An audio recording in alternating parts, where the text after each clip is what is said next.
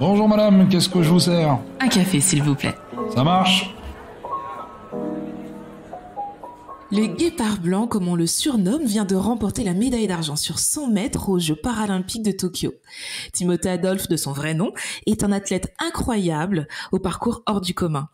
Pendant cette conversation, nous parlerons de son parcours, de l'échec et aussi de résilience. Tu as envie de changer ta façon de faire, d'impacter le monde, mais tu ne sais pas comment y arriver. Je suis Tia Brown Sugar, une touche à tout qui pense que les gens qui brillent n'éteignent pas les autres. Et autour d'une tasse de café, je t'emmène découvrir ces étoiles. Des personnes qui, à travers leur parcours et leur histoire, partagent d'autres façons de faire, de vivre, de consommer, de penser, mais surtout changent les choses. Si tu as aimé ce podcast, abonne-toi pour ne rater aucun épisode. N'hésite pas à le commenter et à laisser 5 étoiles sur Apple Podcast pour m'aider à le faire découvrir. Je t'en remercie. Maintenant, prends une tasse, installe-toi et déguste ce moment. Bonjour Timothée. Salut. Merci d'avoir accepté mon invitation. Avec grand plaisir. Je suis vraiment très très honorée. Alors, on va commencer par la question que je pose à tous mes invités. C'est vraiment la question obligatoire. Rassure-toi, c'est la plus simple. Tu es plutôt thé ou café? Histoire d'être chiant, je vais te dire maté. Excellent. Alors soit je suis tout le temps comme ça, moi je réponds soit à côté, soit je te dis les deux. Donc je sais pas trop choisir. Maté, ça me va. Allez, on prend ça. C'est entre les deux. D'ailleurs, en plus, c'est très original parce que t'es le premier à me dire ça. Donc, c'est très bien. Alors, pour ceux qui ne te connaîtraient pas, pourrais-tu te présenter de la façon dont tu aimerais que les autres le fassent? Waouh. Écoute, que les autres le fassent. Ah, c'est compliqué ça. Ouais. J'ai commencé par la facile. Ouais, c'est la facile en plus. Oh là. Écoute, je suis un athlète paralympique qui a connu des hauts et des bas et qui reste debout malgré tout, mais qui n'est pas qu'un athlète parce que je suis un peu sur tous les fronts. J'ai un cerveau qui fonctionne à 50 000 à l'heure tout le temps. Il fonctionne plus vite que je ne cours malheureusement. Et du coup, je suis sur plusieurs facettes. C'est-à-dire que forcément le sport, oui, c'est mon activité principale, mais je fais pas mal de musique. Je prépare un one-man show. Et pour la petite info, je suis sur le point de sortir un jeu vidéo avec 5 autres associés. Un jeu vidéo grand public accessible à tout type de handicap, donc c'est une première mondiale sur PC et sur mobile. Je travaille dans une entreprise qui est Keneo, qui est une entreprise qui bosse dans l'événementiel sportif. Moi, je suis plus en charge de la formation dans le domaine de la communication et plus précisément dans l'écoute. Donc voilà, je suis un peu un touche à tout et un curieux de tous les univers. C'est super intéressant. On va parler un petit peu de tout ce que tu fais tout au long de cette conversation. Tu m'as dit que ton cerveau allait à 100 000 à l'heure. Est-ce que petit, t'étais déjà comme ça? T'étais quel style de petit garçon? Alors petit, j'étais une pile électrique qui se demandait où est-ce qu'on enlevait la pile, où est-ce que était le bouton off. Je suis un peu comme mon fils, c'est-à-dire que ouais, faut que ça bouge. Par contre, quand je suis éteint, mais quand je suis éveillé, faut que ça bouge. Ça c'était quand vraiment j'étais petit, et puis à l'adolescence je me suis un petit peu posé, même si lui mon cerveau c'est pas forcément posé, mais voilà, j'étais un petit garçon qui avait besoin de dépenser énormément d'énergie, et donc voilà. Est-ce que le sport faisait déjà partie de ton quotidien? Alors j'ai très tôt voulu faire du sport, sauf qu'il s'est avéré que très tôt je me suis confronté en fait à la bêtise humaine aussi, parce que j'ai voulu très tôt faire du judo, du basket. Alors le judo c'était pas vraiment justifié parce qu'aujourd'hui en fait on m'a refusé dans pas mal de clubs parce que euh, selon eux, ils savaient pas comment former un judoka alors qu'ils voyaient pas.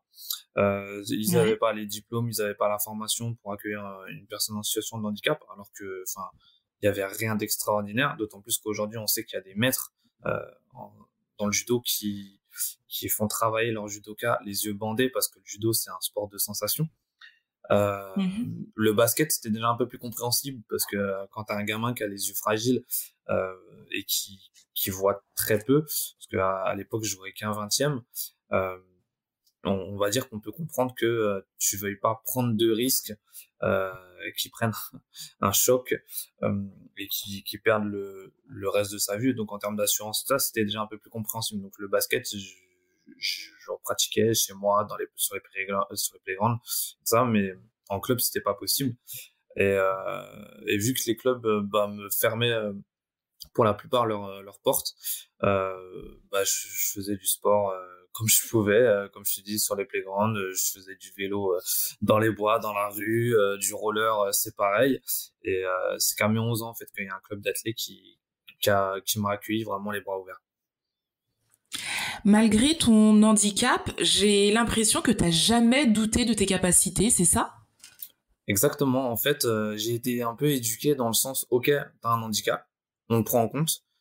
Si au premier abord, il y a quelque chose que on a l'impression que tu peux pas faire, et on va trouver une solution pour que tu puisses le faire. En fait, l'handicap ne devait pas être une excuse, même pour les tâches du quotidien, quand t'es gamin et que tu dois aider à donner à manger au chien, au chat, à vider le lave-vaisselle, à mettre la table. C'était pas une excuse et ça l'a jamais été.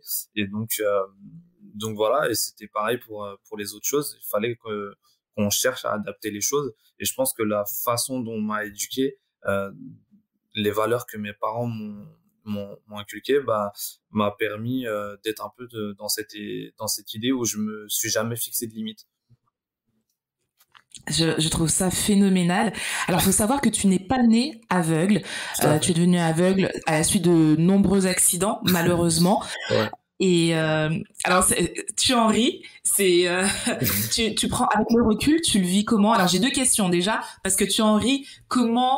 Pourquoi tu en ris? Justement, parce qu'on parle quand même d'accidents qui ont fait que tu es devenu aveugle. Et l'autre question, c'est comment t'as fait justement à un âge où tu es en train de te construire, c'est-à-dire l'enfance, l'adolescence, comment t'as fait pour pour survivre à ça, alors que t'avais pas encore les armes, tu vois, t'étais pas encore un adulte qui avait déjà vécu, qui pouvait prendre du recul. Comment t'as fait pour survivre à ça? Exactement. En fait, pour expliquer rapidement, je suis né déjà avec une déficience visuelle. Je suis né malvoyant. Donc je voyais relativement bien de l'œil droit et très flou de l'œil gauche, entre guillemets. Flou, c'est un grand mot, hein. Je voyais beaucoup moins bien en fait. Et en fait, j'avais déjà des petits soucis quand même assez sérieux. J'avais un glaucome congénital à l'œil gauche, j'avais pas forcément d'iris à l'œil droit, un cristallin très fragile. Enfin voilà, j'avais quand même plusieurs petits trucs qui allaient pas au niveau des yeux, mais l'œil droit voyait quand même plutôt bien. Et en fait, à 3 ans, je suis opéré de la cataracte des deux yeux, donc le truc normalement qui vu avant l'âge, quoi, on peut se dire. Et, Ouais. et en fait, c'est une opération qui se déroule très moyennement. Et une dizaine de jours plus tard, j'échappe à la vigilance de la personne chez qui je suis en garde. Très peu de temps, en fait, je profite d'un instant où la personne est en train de dire au revoir à une amie. Et moi, je me faufile dans une cage d'escalier, je me mets à courir comme un dératé. Il faut croire que j'avais déjà un avenir de sprinter déjà tout tracé. Et en fait, je descends, et en bas, il y a une porte vitrée que je ne vois pas et que je me prends de plein fouet. Et le choc est tel que je perds mon œil droit sur un décollement de rétine. Donc côté droit, c'est game over à 3 ans. Et en fait, là-dessus, je vais devoir apprendre à utiliser le peu de vision que j'ai de mon œil gauche, donc c'est-à-dire un 20e. Et 3 ans plus tard, donc à mes 6 ans, je prends un coup de pied dans l'œil gauche. Sûr qu'il n'y ait pas de jaloux. Souvent là, c'est souvent là, on me demande si c'est moi qui ai créé le site VDM, mais non, j'aurais bien aimé. Et donc là, ça crée un ulcère de la cornée. Et un ulcère de la cornée, alors déjà à l'époque, dans les années 90, on n'y touchait pas vraiment, mais en plus quand il y a un glaucome, ça complique sérieusement les choses. Donc on dit hop, on touche à rien, on verra comment ça évolue et on va essayer de ralentir le processus. Et donc j'ai un traitement avec des colliers, des gouttes à mettre dans les yeux quotidiennement. jusqu'à mes 15 ans, ça reste plutôt stable. Et en fait, à l'adolescence, donc à mes 15-16 ans, je suis en internat à Angers pour poursuivre mes études. Et ce qui se passe, c'est que on m'apprend à mettre ces fameuses gouttes tout seul. Et bah une fois que j'ai appris, je maîtrise le geste, bah c'est bon, on me confie cette tâche à faire tous les jours. Et puis bah il y a un jour j'oublie, 2 jours j'oublie. Puis je me dis oh bah, ça change rien en fait. J'ai pas de douleur, je vois pas moins bien. Et puis voilà. Et en fait, je laisse passer le temps et je me dis, ben, en fait, ça sert à rien ces gouttes. Et au bout de plusieurs mois, je fais une visite chez l'ophtalmo qui me dit, ah, c'est bien, tu mets bien tes gouttes. Alors que ça fait 6 mois que je les mets plus. Ouais. Et là, je commence à me dire, mais en fait, c'est un truc psychosomatique. En fait, ça se trouve, c'est leurs gouttes là, c'est que de la flotte. Et ils disent de mettre ça pour croire que, enfin, je crois que ça va mieux. Et en fait, voilà. Donc, est-ce que c'est ça ou pas qui va faire que ma vue va se dégrader jusqu'à mes 17 ans? On n'en sait trop rien. Parce que je vais prendre quand même plusieurs coups, ce que je fais pendant cette période-là. Je vais faire une activité qui s'appelle du torbal et je vais prendre des chocs quand même au niveau de la tête. Ouais. Et donc au niveau des yeux. Donc est-ce que c'est le fait que je mette pas les gouttes? Est-ce que c'est les chocs? Est-ce que c'est un combiné des deux? Ou est-ce que c'est l'ulcère de la cornée qui prend un peu plus de terrain au fil des années? Toujours est-il qu'à 17 ans, en fait, je n'ai plus qu'une perception lumineuse qui me sert plus vraiment à grand chose. Et à 19 ans, histoire de clore le chapitre où j'ai un peu de vision, vu que je te disais, je fais de la musique, à la fête de la musique, je fais une petite prestation. Quand je descends de scène, il y a un très léger mouvement de foule et je prends un très très léger coup de coude sur l'œil gauche et Oh merde. c'est absolument pas fort, sauf que l'œil est tellement fragilisé que là, ça crée un décollement de rétine et en fait, je dis rapidement au médecin que j'ai mal. Mais on me dit non non t'inquiète, c'est de la tension dans l'œil, c'est le glaucome, enfin rien d'inquiétant. Et je leur dis mais non, en fait je connais la douleur de la tension, je sais ce que c'est, et là c'est autre chose, c'est pas ça. Mais on m'écoute pas. Pendant un mois, je me retrouve à aller au 15-20 à Paris, qui est un hôpital quand même censé être spécialisé dans les yeux, et on nous envoie chier avec ma mère après 6 heures d'attente en me disant que non, j'ai absolument rien. Et du coup, un petit peu dans l'impasse et complètement démuni. Surtout mes parents voyaient que ça faisait 2-3 semaines que là je faisais que dormir et on me donnait des efferalgan codéinés pour que je puisse dormir parce que la douleur était insupportable.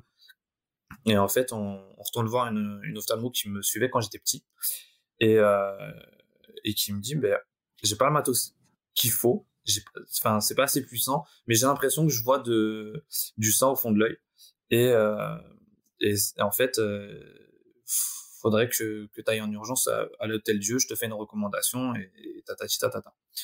Et donc je me rends à l'hôtel Dieu avec le docteur le professeur Rocher qui m'examine et qui me dit oui, c'est normal que t'as mal, il y a une hémorragie dans l'œil.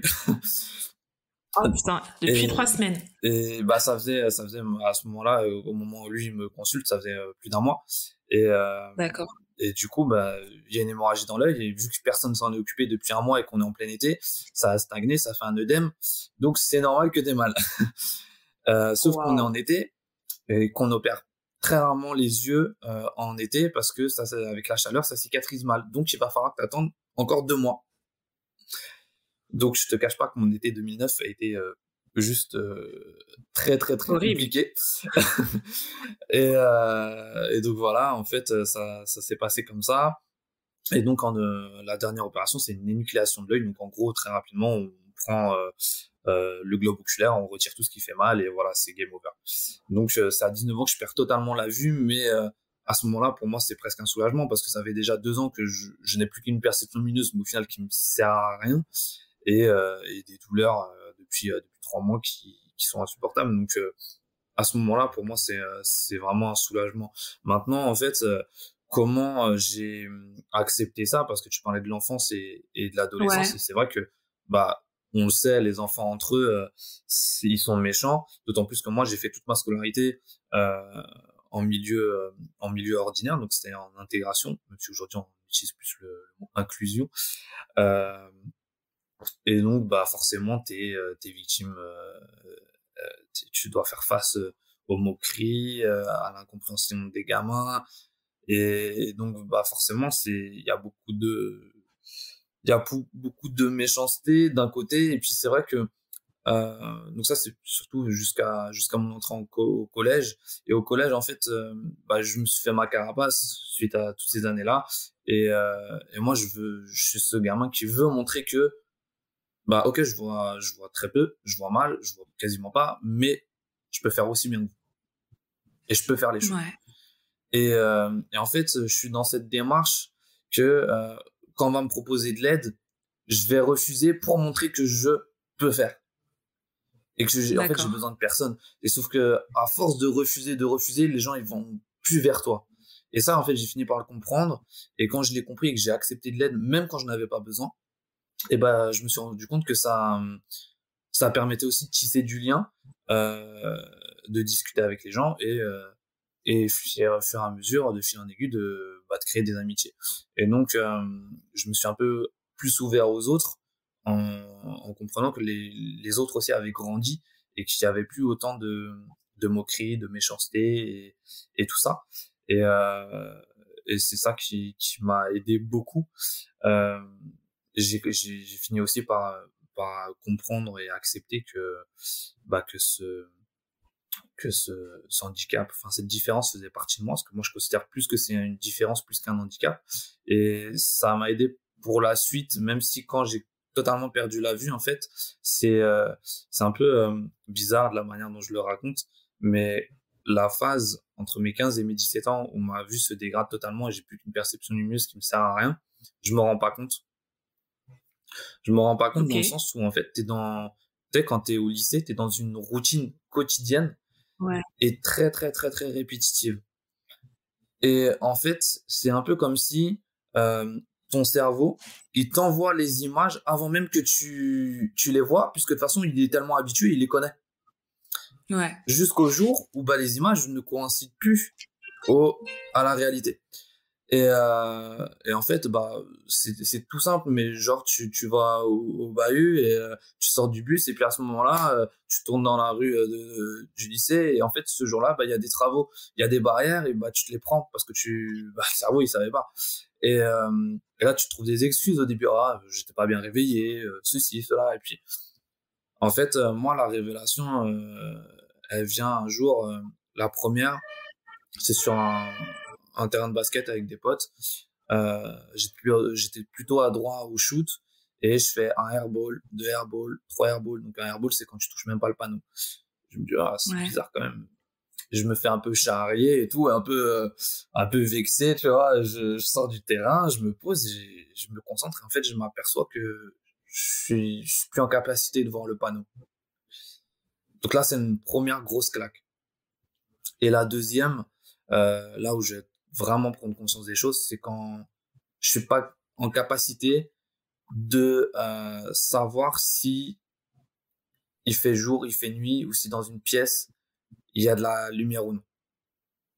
Sauf que j'en parle pas à mon entourage, et je vais rentrer dans une phase un peu d'acceptation, parce que bah forcément il y a des activités que je faisais au quotidien que je comprends pourquoi j'ai plus de difficultés à les faire. Sauf que en fait c'est pendant ces 2 ans-là, mon cerveau, il avait peut-être pas capté, mais mon corps, lui, s'est adapté naturellement. Comme quand tu te blesses, en fait, un sportif, il se blesse, et ben il va compenser généralement avec l'autre côté. Mon corps, lui, il avait déjà capté et il a compensé. Et donc, j'ai pas eu à m'adapter subitement, en fait, à cette perte de vision.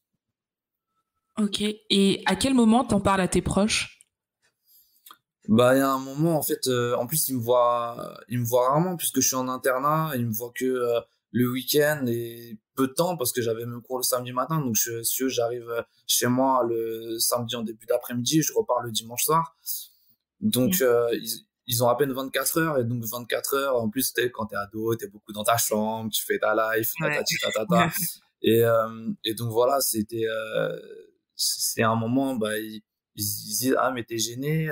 D'habitude, enfin, il y a un moment, ils captent, en fait, que j'agis plus tout à fait de la même façon. Ils me disent, tu vois un peu moins bien et tout. Et puis, forcément, je vais répondre aux questions. Je vais pas nier. Mais par contre, j'en ai pas parlé de moi-même. Et c'est vrai que ça arrive dans une période de ma vie aussi où comme tu disais, tu te construis, surtout à l'adolescence, où, tu cherches à plaire aux filles, tu te cherches, t'as des choses à prouver à toi-même, tu veux encore plus en prouver aux autres, du coup.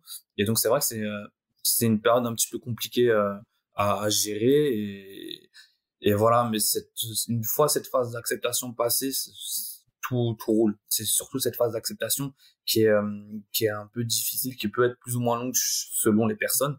Et certaines personnes ne passent jamais cette phase d'acceptation, et on le voit sur les personnes qui n'acceptent pas leur handicap.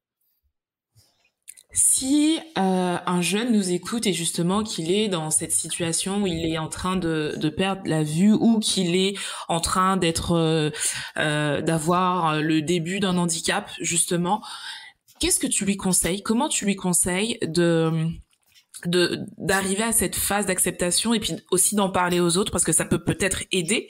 Qu'est-ce que tu lui conseillerais? En fait, moi, je dirais que déjà, il a de la chance. Il tombe dans une période où il y a beaucoup plus d'informations et ne serait-ce qu'avec le web, c'est beaucoup plus facile de trouver des informations pour lui, pour ses proches, pour s'informer sur comment faire, comment réagir, ce qu'on peut faire. C'est pas parce que tu as un handicap, comme je te disais, moi, je considère même que c'est plus une différence qu'un handicap. Donc, au final, faut réussir à faire valoriser et transformer cette différence en une force. Et je pense que c'est comme ça, moi, qu'on peut réussir à accepter. Aujourd'hui, la différence, elle concerne ce qu'on appelle le handicap. Ça peut être la religion, ça peut être l'ethnie, ça peut être le sexe, ça peut être les différences physiques. Et au contraire, plutôt de les stigmatiser et les discriminer, moi je pense qu'il faut valoriser la différence parce qu'au final, la différence, pour moi, c'est un peu la richesse du monde. Si on était tous pareils, on serait sacrément chier quand même. C'est clair, je suis totalement d'accord avec toi. Mettre en avant son unicité et le faire valoir, je suis totalement d'accord avec toi. Et puis, c'est surtout que ça peut te permettre de développer des capacités et des compétences autres que les autres. Ça peut te permettre de percevoir une situation ou le monde dans sa globalité différemment. Donc voilà, c'est un atout, tu vois. Ouais, en plus, comme tu le disais, toi, ton corps, il s'est finalement adapté doucement, mais il s'est adapté à la situation alors que toi, t'avais même pas vu que t'étais en train de perdre la vue. Exactement. Ouais. Alors, on va parler de l'athlétisme. Comment t'as commencé l'athlétisme? Alors, ça se passe en 2011. Non, je dis des grosses conneries. Ça se passe en 2009. Je continue mes bêtises. En 99, pardon. D'accord. J'ai des soucis. C'est parce qu'en plus, je suis en train de brancher le chargeur pour pas qu'on ait un problème de batterie. De batterie, pas de souci. Donc, ça se passe en 99 après les championnats du monde de Séville parce que avec mes parents quand j'étais en vacances, souvent chez ma grand-mère, on regardait très souvent les championnats d'athlètes, que ce soit les championnats d'Europe, les championnats du monde ou les Jeux qui sont très généralement l'été. Et en fait, pendant les championnats du monde de Séville, il y a des démonstrations d'épreuves paralympiques et notamment une course guidée. Et là, de la hauteur de mes 10 ans, j'ai dit, ah, mais moi aussi je peux le faire, c'est facile. Et puis, je dis tout naturellement à mes parents, mais moi aussi je serai aux Jeux de toute façon. Donc, dès 10 ans, tu savais que tu serais aux Jeux Olympiques. J'ai dit à mes parents, à 10 ans, moi, de toute façon, un jour, je serai au jeu. Donc, Trop tu fort. imagines bien qu'à 10 ans, un gamin qui voit rien, ça fait un peu rire. Parce qu'à l'époque, les Jeux Paralympiques, bah, on savait que ça existait, mais en plus, en France, personne n'en parlait. C'était Ouais. absolument pas médiatisé. Donc, ouais, enfin, ça fait sourire, ça fait rire. Mon père me dit, bah, c'est tout ce que je te souhaite. Mais voilà, quoi. Et en fait, bah, malgré tout, en fait, à la rentrée, au forum des associations, on s'adresse au club d'athlètes de ma ville où j'habitais, à Guyancourt, dans les Yvelines. Et je leur dis, bah, tout simplement, accompagné de mes parents, bah, que j'aimerais faire de l'athlète, que je suis très malvoyant, mais que voilà, je suis grave motivé. Et en fait, c'est la première fois qu'on m'ouvre les bras et qu'on me dit, ben écoute, nous on connaît ni le handicap ni le handisport, mais viens, on va faire en sorte que tu puisses pratiquer comme n'importe quel autre gamin. Et j'ai la chance du coup de tomber sur des gens qui veulent bien s'investir, qui veulent se creuser un peu les méninges pour chercher à adapter les choses. Quand j'ai adapté les choses, c'est-à-dire que je me retrouvais à faire des courses de haies sans voir les haies, je me retrouvais à faire du 100 longueur sans voir la planche, à faire de la hauteur sans voir la barre, et à faire toutes les disciplines en fait, juste parce que ils vont se donner la peine de chercher à faire en sorte que je puisse pratiquer. Donc, Pratiquer. par exemple, pour les haies, pour t'expliquer, ben, donc en fait, mon entraîneur de l'époque, qui d'ailleurs refuse que je dise qu'il est entraîneur, et lui se considère plus comme éducateur, puisqu'il est éducateur sportif, il opérait auprès des enfants, il plaçait une latte fluorescente devant la haie, ce qui faisait que vu que c'était très flashy, Ouais. je le voyais bien, même si je voyais pas la haie, je savais où prendre mon impulsion pour franchir la haie. Sur la longueur, c'est un ancien militaire et il mettait son écharpe de sauvetage qui était orange fluo sur la planche. Et donc, malgré la vitesse, c'était quelque chose que j'arrivais à voir. Et donc, je pouvais Ouais.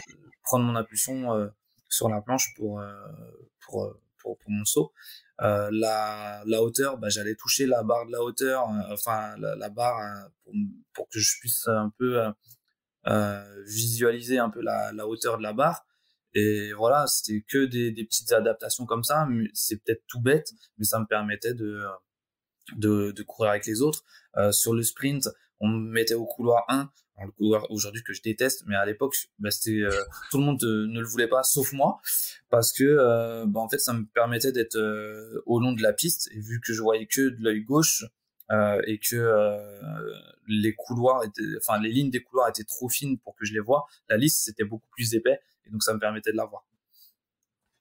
C'est impressionnant parce que tu vois avec les exemples que tu donnes, tu te dis mais finalement si on s'en donne les moyens, comme tu le dis, c'est des petites adaptations mais qui font toute la différence. Exactement, c'est pour ça que je dis j'ai eu la chance de tomber sur des gens qui voulaient un peu se creuser la tête, et en fait c'est une grande déception quand je déménage en fait un peu plus tard.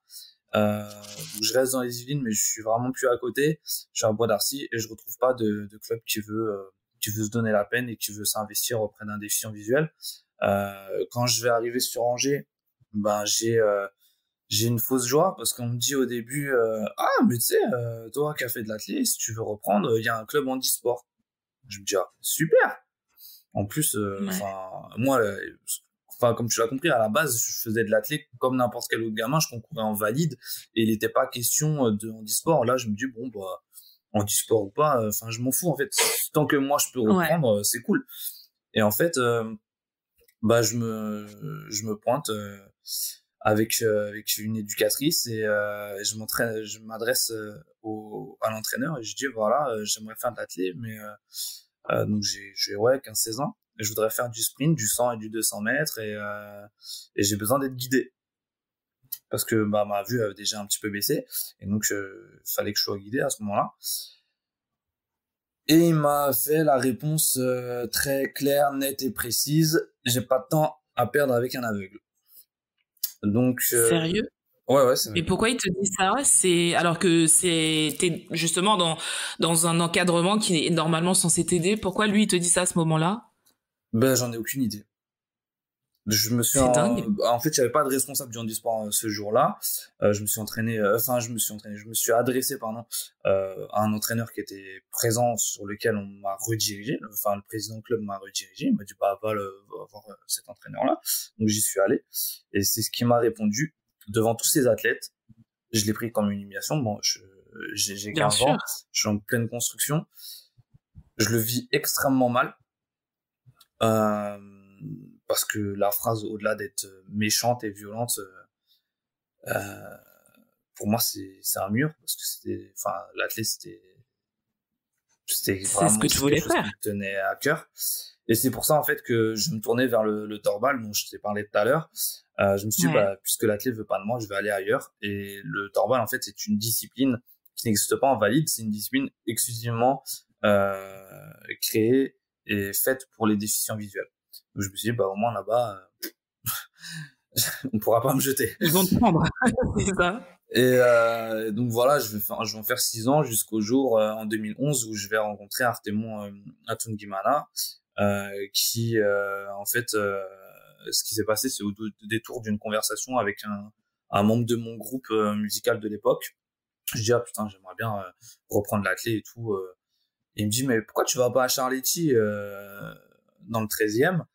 Il y a un gros club d'athlètes, c'est le PUC, et il y a pas mal d'handisports qui s'y entraînent, dont des déficients visuels. Donc essaye. Et je le prends au mot. Et quelques jours plus tard, en fait, je me pointe un soir, c'était en janvier 2011, et je demande à parler au responsable du handisport. Et on me présente Artemon. Et je lui dis, voilà, je voudrais faire du sprint, du 100, du 200. Il me regarde de haut en bas et me dit, toi, ça sera du 400 et du 800.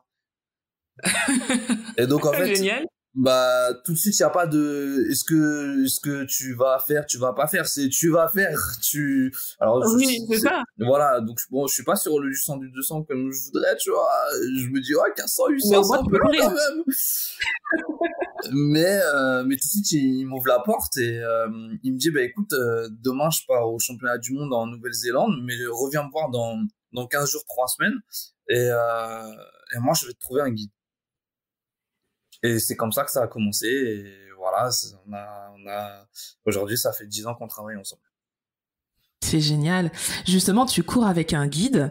Tout à fait. Je trouve que c'est une preuve de confiance extrême. Comment on réussit à lâcher prise et à faire confiance à l'autre pour se laisser guider? Ouais, ça, tout à fait, c'est de la confiance extrême, parce que surtout sur du sprint à la vitesse à laquelle on va. Parce qu'il faut savoir que bah, sur 100 mètres, là, on va un petit peu aux alentours de 35 km/h en moyenne. Euh, Ouais. Bah effectivement c'est du lâcher prise. Même si moi je parle plus de entre guillemets laisser faire, lâcher prise ça fait plus, j'associe plus ça un peu lâcher, abandonner un peu. Donc Ouais. c'est pour ça que je parle plus de laisser faire ou de confiance comme tu l'évoquais. Euh, Bah en fait, forcément il y a une relation humaine qui doit s'installer. Il y a de l'échange un peu avant quand même, et ça se fait au feeling, j'ai envie de te dire. Après, soit tu acceptes de te faire guider, soit bah tu refuses, mais dans ce cas ne va pas demander à l'être, parce que ça, du coup c'est contre-productif. Et il y a un moment, si tu veux être performant, bon, faut aussi savoir faire confiance, parce que le guide il a tout aussi envie d'être performant. Alors c'est vrai que à certains moments avec certains guides, la confiance elle s'est pas mise en place tout de suite, parce que bah forcément tu as des réflexes quand tu guides quelqu'un que tu n'as pas dès les premiers instants. Mais Ça se travaille. il y a, ouais, bah oui, tu sais, c'est quand tu guides quelqu'un, ne serait-ce que en marchant. Et c'est d'ailleurs les premières difficultés pour un guide, c'est pas forcément guider sur la piste, c'est le guidage en dehors de la piste. Parce que sur la piste, il y a pas de marche, il y a pas de poteau, il y a pas de tout ça. Ouais. Quand tu arrives dans la vie quotidienne, guider quelqu'un, faut penser à plein de choses. Et donc voilà. Après, sur la piste, c'est vraiment une sensation particulière quand tu es vraiment synchronisé à quelqu'un. Tu as vraiment une connexion qui se crée que moi, je trouve ouf. Et c'est pour ça que j'invite tout le monde à essayer, qu'on perde la vue ou pas. Courir en binôme, c'est juste ouf, en fait. Réussir à être sur la même vitesse, les mêmes intentions. Putain, et plus tu le fais, plus tu ressens des choses, en fait. Tu vas pouvoir, sans voir, sentir que l'autre, il est peut-être pas en forme aujourd'hui. Aujourd'hui, il boite, il a peut-être il boite un peu quand il court, il a pas la même foulée que d'habitude, il est peut-être un peu fatigué, il a peut-être une gêne. Et juste, sans voir, juste à la sensation, t'arrives à sentir énormément de choses. Bon, alors je te prends au mot et je demanderai justement à ton guide que j'ai eu la chance d'interviewer, Bruno, qui est aussi mon collègue, et je lui demanderai de faire un essai avec lui. Ah bah, pas de problème. Alors, d'où te vient ton surnom, le Guépard Blanc? Ça vient d'où, ça? C'est Artemon, justement, qui me surnomme comme ça. En fait, la veille de ma première finale mondiale, c'était en France, à Lyon, en 2013. On a eu la chance d'accueillir les championnats du monde. Et en fait, je me qualifie un peu à la surprise générale du public et de la fédération, même si nous, on savait ce qu'on préparait, sur la finale du Cassin. Sauf que à l'époque, je fais toujours 1m84, mais je faisais à peine 60 kilos. Et du coup, à la fin du repas, la veille, au moment où je m'apprête à remonter en chambre, il y a Artemon qui me prend à part et il me dit, bon, écoute, demain, tu ne seras pas les lions, tu n'es pas assez costaud, tu seras les guépards blancs. Et c'est resté. Excellent. Donc voilà, c'est quelque chose qui a plu un peu à tout le monde. Je sais plus comment c'est arrivé, mais c'est sorti dans les médias à un moment. Les journalistes ont kiffé, ils sont appropriés un peu le truc. Et du coup, pour rendre un peu hommage à Artemon, moi je suis allé plus loin. J'ai créé un logo par rapport à ça pour la ligne de vêtements que j'allais créer par la suite. Je suis allé encore plus loin dans ma communication parce que je me suis dit c'est une bonne façon de tourner la chose en autodérision. Quand je suis allé voir mon prothésiste en fait en 2015 pour mes prothèses oculaires, il me fait mes prothèses classiques qui reproduisaient la couleur oculaire de l'œil que j'avais avant. Et je dis en déconnant, mais en fait vu que tu dessines ce que tu veux en fait sur la prothèse. Il me dit oui. Je dis mais en fait du coup tu peux faire des yeux de guépard. Et il me dit bah ouais pourquoi. Je lui explique et tout. Et en fait Dencott, le laboratoire Dencott qui est le laboratoire qui fait les prothèses ne pouvait pas en fait me sponsoriser, mais ils m'ont offert ces prothèses en yeux de guépard et je les mets régulièrement pour des trucs de communication, soit au plateau télé ou autre, parce qu'en fait c'est une façon pour moi de rendre hommage à Artemon, mais de tourner mon handicap en autodérision, dans le sens où on a très souvent l'habitude de voir l'aveugle avec ses lunettes noires, son piano, et pas forcément quelqu'un qui fait du sport, et le guépard qui comme tout félin a quand même l'œil comme on dit, oui, il me semble qu'il a une très bonne vue justement. Comment? Il me semble que le guépard fait partie des animaux qui a une des meilleures vues, non? Il me semble aussi. Ouais, donc c'est pas autant que lynx, c'est un pied de nez. Mais voilà. C'est énorme. Et donc c'était pour moi vraiment une façon de casser les codes, et c'est pour ça que je l'ai fait. Et j'adore l'idée. Alors, avant de parler de tes succès, parce qu'il y en a quand même eu, on va parler de tes défaites. Tu as vécu beaucoup de disqualifications.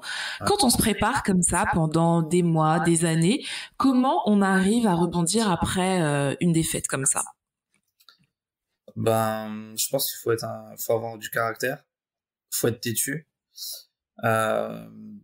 Et voilà, moi je pense que c'est ce qui m'a animé. Tant que j'avais pas ce que je voulais, je continuais, et c'est vrai que tu passes par des moments terribles de désillusion, de remise en question, de doute. Surtout, c'est le doute qui prédomine à un certain moment, et surtout quand ça s'accumule, t'en viens même à te demander est-ce que t'es vraiment fait pour ça.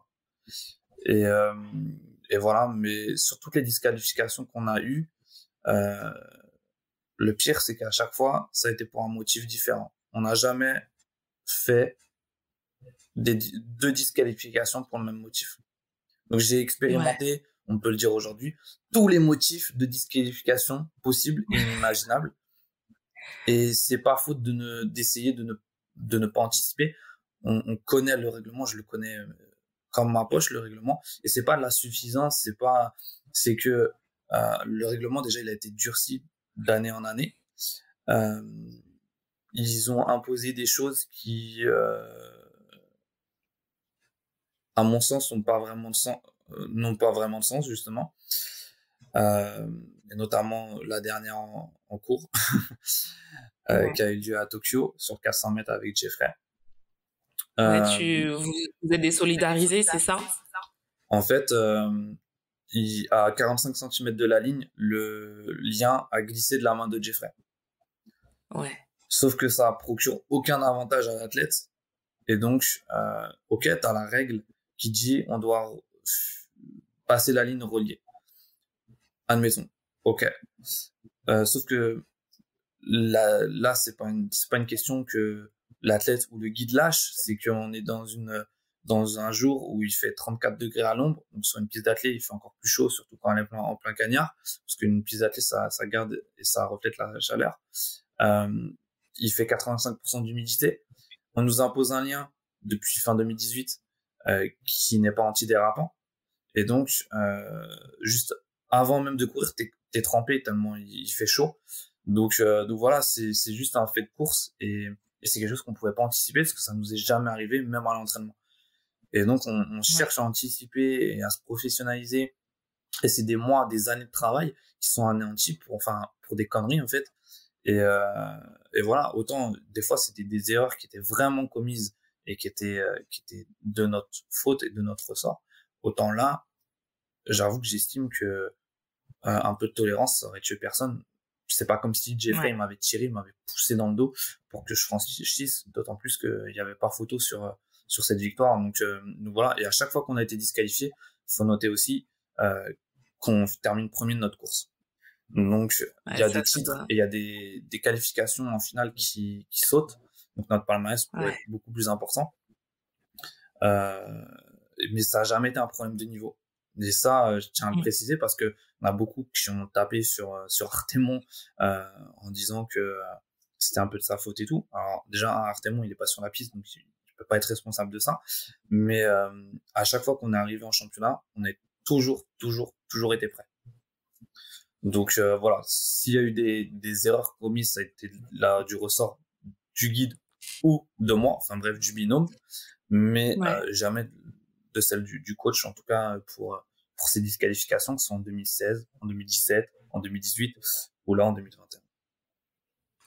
Quand tu es justement dans ces périodes où c'est difficile, où tu as l'impression que tu n'y arrives pas et que tu vas pas y arriver quand ça va pas, qu'est-ce qui fait que tu vas quand même te relever et y aller? Est-ce que c'est vraiment cette motivation de te dire je vais gagner, ou il y a un but qui est tellement énorme pour toi que tu dois absolument le faire, ou c'est juste ton caractère qui fait que faut y aller même si ça va pas?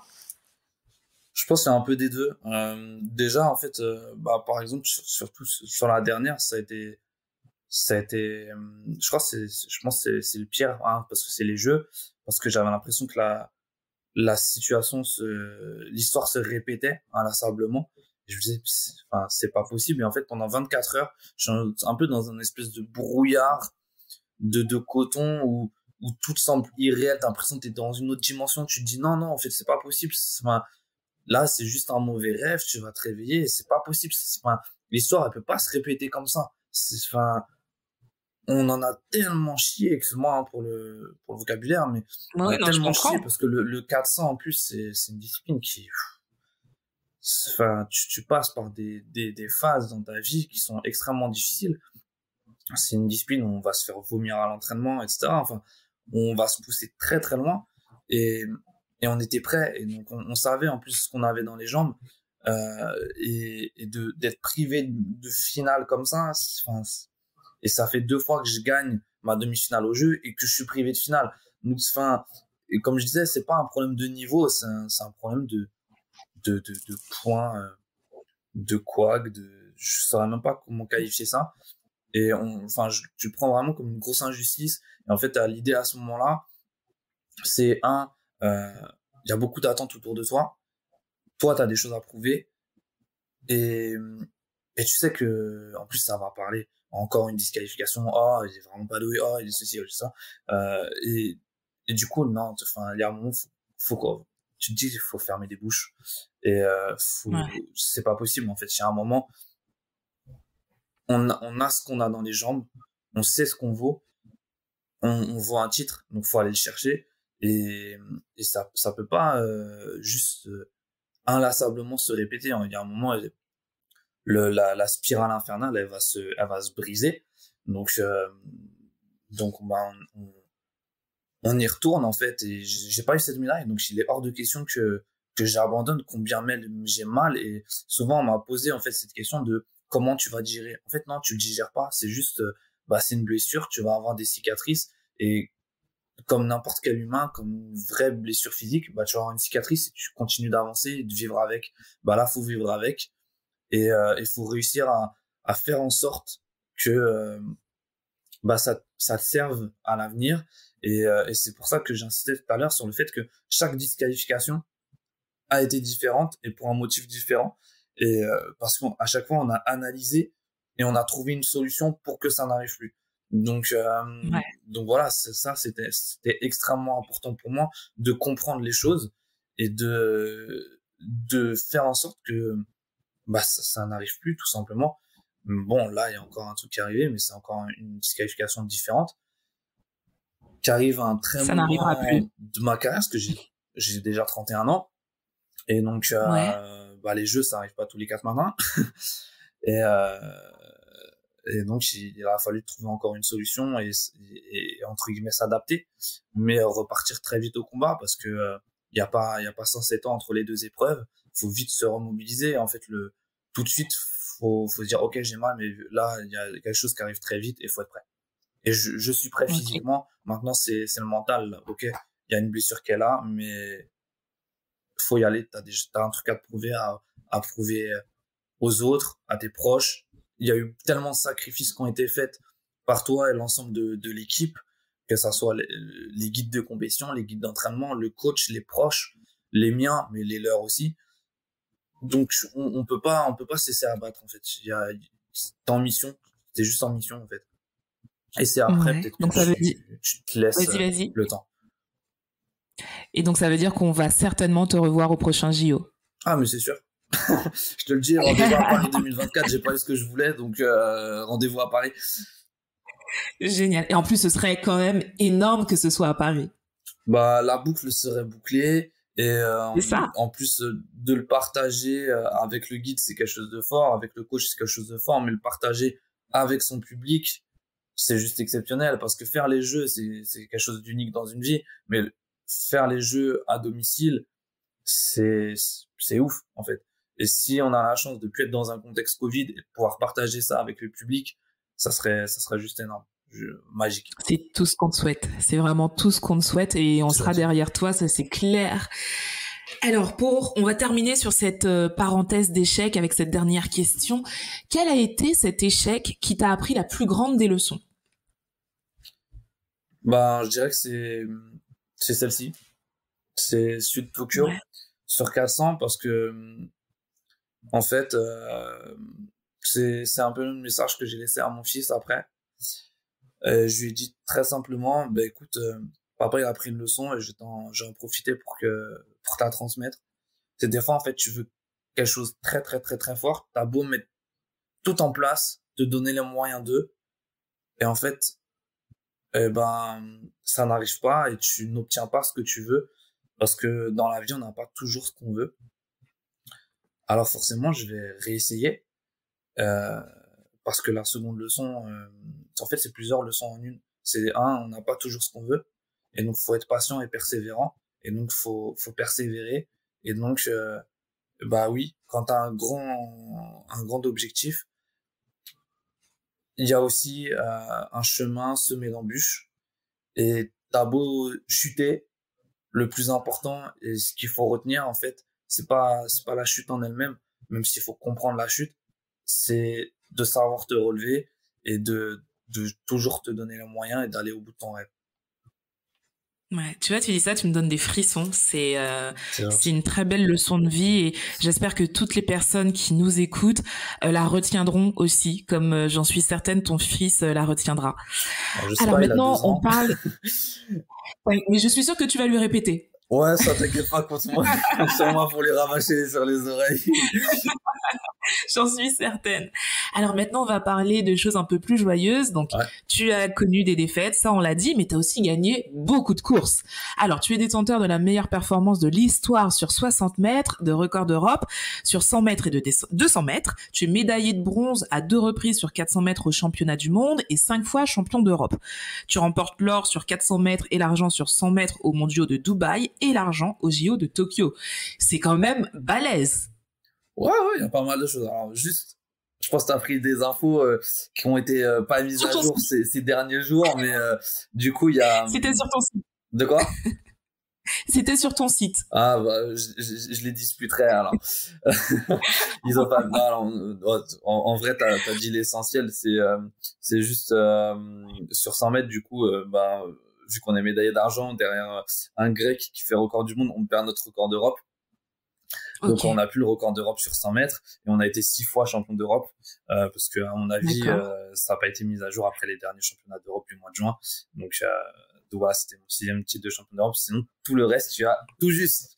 Donc oui, il y a Parfait. eu des très très bons moments en 10 ans et heureusement parce que il y a un moment comme je le disais les disqualifications c'est tellement difficile à vivre et il y a un moment, ok, tu rebondis 1 fois, 2 fois, 3 fois, et à un moment, ça devient fatigant de rebondir aussi.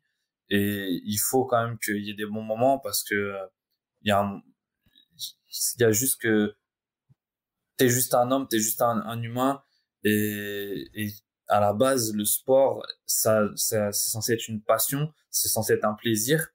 Donc, ok, Ouais. aujourd'hui, c'est mon job, mais ça doit rester une passion. Et, et quand ça l'est plus, quand il y a plus de plaisir, généralement, il y a plus de performance non plus. Et ça sert à rien d'aller jusqu'au dégoût. Donc voilà. Quelle a été ta plus belle course? Ma plus belle course, il y en a plusieurs. Il y a, si on y va chronologiquement, il y a mon premier titre de champion d'Europe en 2014 où je gagnais à un centième près avec Cédric Philippe. Euh, donc photo finish avec un super tour d'honneur. C'était au Pays de Galles et un public gallois qui était juste extraordinaire, qui a partagé ce moment avec nous et c'était juste magique. Je fais après j'aurais tendance à dire mon titre de champion du monde avec Jeffrey en 2019 où sur les 200 premiers mètres, enfin sur 400 mètres, donc sur les 200 premiers mètres, tout le monde pense qu'il y a un problème, que l'un de nous deux est blessé, on est complètement à la rue. Et en fait, on fait 120 derniers mètres de folie pour aller s'imposer de justesse.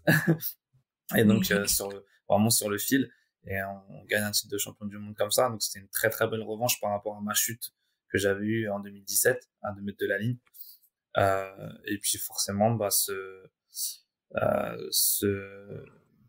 les 2 derniers 100 mètres que je fais avec Bruno, enfin les 2 derniers non, les 2 dernières finales que je fais avec Bruno, celle au championnat d'Europe où il y a une tension palpable entre Gavelas et son guide et nous-mêmes, parce que on sait que le titre va se disputer entre nous et ça se joue à un centième, mais cette fois ça tourne en faveur de Gavelas, il gagne en 10,98 et nous on est en 10,99, ça se joue à rien. Mais c'est notre premier passage sous les 11 secondes. Et là, forcément, ben, à la finale des jeux, où pareil, on savait que ça allait être une explication de texte entre lui et nous, en sachant qu'il partait favori par rapport à ce qu'il avait fait en série en demi-finale. Et, et voilà, on lui a tenu la dragée haute, mais pas suffisante. Donc on lui a dit rendez-vous à Paris pour la revanche. Mais 10,90, déjà on améliore notre meilleur chrono de 9 centièmes. Ça aurait été un record du monde 2 jours plus tôt. Donc c'est vrai qu'il n'y a pas de regret à avoir de ce côté-là. Tu es champion olympique. Tu ressens quoi quand on te dit ça? Alors je suis pas champion olympique, on est deuxième, mais on est médaillé. Oui, mais t'as quand même une médaille. Comment? T'as quand même une médaille. T'as quand même une médaille, c'est énorme. C'est une médaille au jeu. Donc, surtout après la désillusion du 4, si tu veux, ça, en quelques jours, ça fait un gros ascenseur émotionnel. Et tu te dis, bon, ça va, je repars pas sans rien.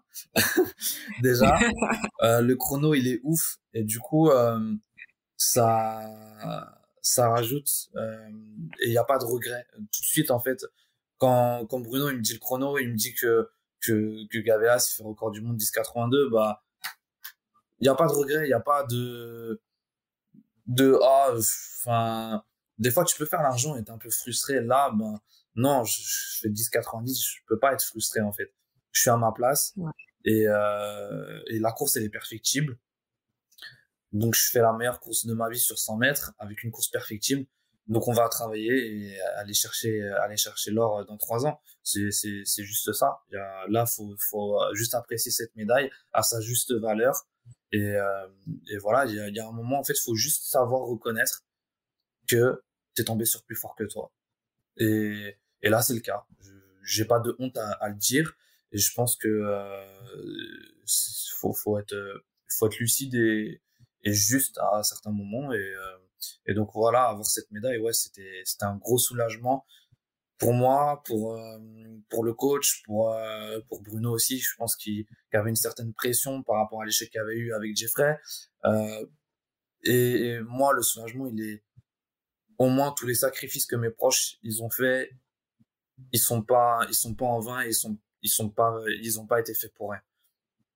Ouais, je comprends totalement. Alors, en début d'émission, tu nous as parlé de tous tes projets. Est-ce qu'on peut revenir dessus? Ouais, Est-ce qu'il y a des dates de sortie, par exemple, pour ton album, pour le jeu vidéo, tout ça? Est-ce que tu peux nous en parler plus en détail? Alors, l'album, je sais pas encore. En fait, j'ai sorti un EP au mois de juin. Je sais pas encore si je vais partir sur un deuxième EP ou sur un album.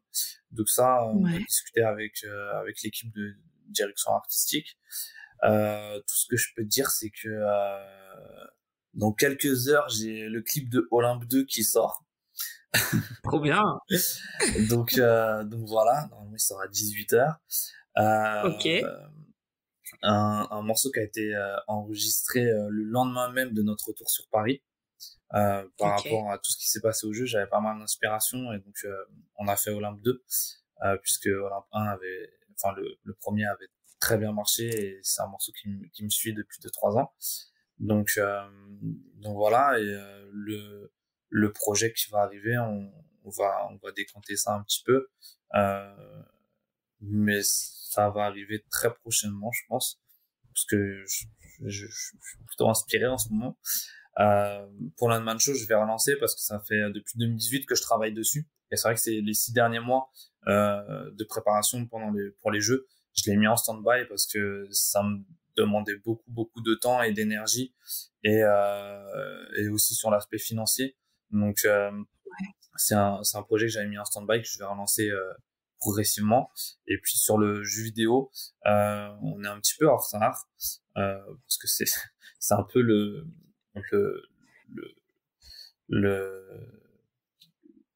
propre même d'un projet informatique, et surtout dans le jeu vidéo, d'avoir du retard.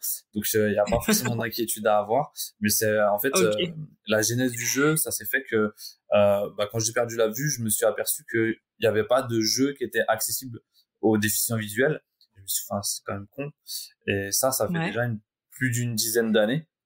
Moi qui étais assez friand des jeux vidéo, je jouais beaucoup. Ça a fait partie d'une des activités que j'ai dû interrompre et avec pas mal de frustration. Et je me suis toujours dit, un jour, il faudra que j'agisse dans ce domaine de manière à permettre à tout le monde de jouer. Et forcément, comme tu t'en doutes, le monde du jeu vidéo, créer un jeu, ça coûte extrêmement cher. Ouais, j'imagine. Et donc, bah, forcément, ça a été dans un coin de ma tête, mais bon, il y a un moment, quand t'as pas les sous, quoi. Ouais.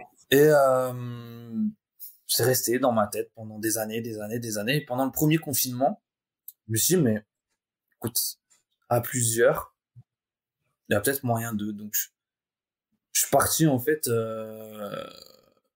essayer de convaincre des gens dans mon entourage, en exposant mon projet, en le précisant un peu. Le fait d'en parler, ça m'a aidé aussi à le préciser. Et en fait, les gens étaient hyper enthousiastes. Et on m'a suivi. Et je m'attendais pas à être suivi comme ça. Donc, j'ai fait des demandes de devis et tout ça. Et je me suis dit, ben, c'est parti. Et on a lancé Ok. j'ai créé une société et aussi une association pour un deux supports de manière à aussi obtenir des financements de manière différente. Mais on voulait aussi prouver qu'on pouvait faire un jeu grand public accessible à tout type de handicap. Et le handicap est souvent traité de manière associative en France. Et je voulais aussi qu'il y ait une démarche professionnelle derrière. Et c'est pour ça qu'on a fait une entreprise dans un premier temps. Ok. Et donc on est 6 associés à lancer ce premier jeu. Et donc c'est vrai que à la base, moi je m'étais dit voilà, c'est un peu embêtant que il y ait pas de jeu pour les déficients visuels, enfin de jeu accessible aux déficients visuels. C'est-à-dire que je voulais pas qu'il y ait un jeu exclusivement pour les déficients visuels, parce que ça il y a des jeux audio. Mais toi, si tu veux jouer avec moi, un jeu audio avec un écran noir et ou juste le logo de l'éditeur, ça va vite te faire chier. Donc Ouais. donc en fait, l'idée, c'est vraiment que ça soit un jeu grand public, accessible à tous et même aux autres handicaps. On s'est dit, mais pourquoi en fait on se cantonnerait de le rendre accessible aux déficients visuels. Et donc l'objectif, c'est vraiment que ce jeu, il soit fun et familial et que toi, demain, tu as un frère, une sœur, une amie, un parent ou un enfant qui est atteint d'un handicap, et ben, vous puissiez jouer ensemble et avoir ce partage-là, ce moment d'échange, de partage, de loisirs ensemble, euh, que jusqu'à présent on ne pouvait pas avoir. Et le jeu vidéo qui fait partie de la culture moderne, je trouvais ça très dommage que ben, il y ait toujours pas d'accessibilité alors qu'on est en 2021 et on enfin je trouve ça hallucinant en fait. Et donc ça va être Ouais. une première mondiale sur mobile et sur PC, puisque il y a un grand éditeur qui avait sorti Last of Us 2 sur PlayStation 4 l'année dernière, au mois de juin 2020, qui était le premier jeu sur console accessible à tout type de handicap. Euh, mais sur mobile et sur PC, ça n'existe pas. Ok, c'est génial et on a hâte de le voir sorti. Franchement, mais bravo pour ces initiatives parce que je trouve ça génial de bouleverser un peu ce monde qui a besoin d'innovation, qui a besoin de plus d'inclusivité et t'es le parfait exemple que tout est possible en fait. Donc ça, je trouve ça génial. Et tu pourras y jouer avec le guépard blanc. Parfait, parfait, j'adore l'idée. Voilà. Alors nous arrivons à la dernière question de cette conversation hyper enrichissante. C'est la question signature. Il paraît que c'est la plus difficile. Tu me diras ce que t'en penses. Si on ne devait retenir qu'une chose de toi, de ton parcours ou un message que tu souhaiterais faire passer, quel serait-il? Euh, de moi, je dirais ma ténacité, mon caractère. Ouais. Et un message, c'est ne rêve pas ta vie, mais vis tes rêves. J'adore, j'adore, j'adore, j'adore. Vis tes rêves. Je note et ce sera notre mot de la fin. Merci en tout cas, Guépard Blanc, Merci à de toi. m'avoir accordé ton temps. J'ai adoré cette conversation qui est empreinte de bienveillance, de motivation, de résilience et qui donne un boost en fait de dingue, C'est vraiment, qui donne gentil. un boost de dingue. Et j'espère que vous qui nous écoutez avez apprécié ce moment. Si on veut te contacter, est-ce que c'est possible? Si on veut suivre tes projets ou voilà, où est-ce qu'on peut le faire? Ouais, bien sûr, sur les réseaux sociaux, Facebook, Insta, Twitter. Même si t'es témoin, je suis pas hyper réactif. Je suis pas aussi réactif que dans les blogs. mais je finis par répondre à un moment ou à un autre. Mais non, non, je te taquine parce que c'est vrai. En plus, j'ai mis un peu de temps à te répondre et je m'en excuse. C'est juste, c'était pendant la période des jeux et au moment où on rentrait où il y avait beaucoup de choses. Mais non, généralement, je suis un petit peu plus réactif que ça. Donc, vous inquiétez pas, vous pouvez me suivre et me contacter, m'envoyer des messages, m'envoyer de la force. Je suis toujours dispo pour y répondre. Voilà. Bon bah vous avez toutes les informations et vraiment n'hésitez pas à le soutenir parce que c'est un mec juste en or. Alors moi je vous dis merci d'être de plus en plus nombreux à chaque fois. On se retrouve la semaine prochaine sur toutes vos plateformes de podcast et sur ma chaîne YouTube Tia Brown Sugar. Prenez soin de vous, prenez soin des vôtres comme à chaque fois et je vous dis à très vite. Bye bye. Bye bye.